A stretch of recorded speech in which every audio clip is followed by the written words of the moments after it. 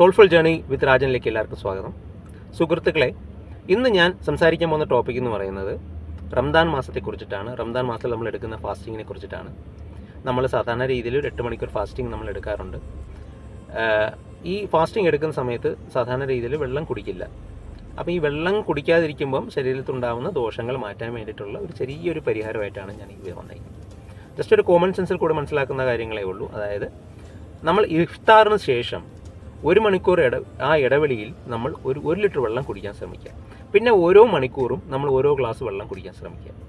അതേപോലെ തന്നെ രാവിലെ സുഹൂറിന് എണീക്കുമ്പോൾ നമ്മൾ ഒരു ലിറ്റർ വെള്ളം കുടിക്കാൻ ശ്രമിക്കുക.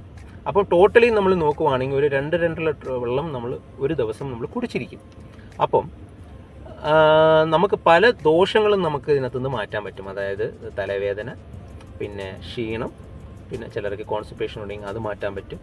അപ്പം ഇതിൽ കൂടെ നമ്മൾ ഒരു ദിവസം മിനിമം കുടിക്കാനുള്ള വെള്ളം നമ്മൾ കുടിച്ചിരിക്കും. സോ ഇത് നമുക്ക് ശരീരത്തിന് ഗുണം ചെയ്യും. അപ്പം ഇങ്ങനൊരു മെത്തേഡ് നിങ്ങൾ ട്രൈ ചെയ്ത് നോക്കുക. അപ്പം ഞാൻ ഈ പറഞ്ഞ ഇൻഫർമേഷൻ നിങ്ങൾക്ക് യൂസ്ഫുൾ ആയിരിക്കും എന്ന് ഞാൻ വിചാരിക്കുന്നു. Thank you very much.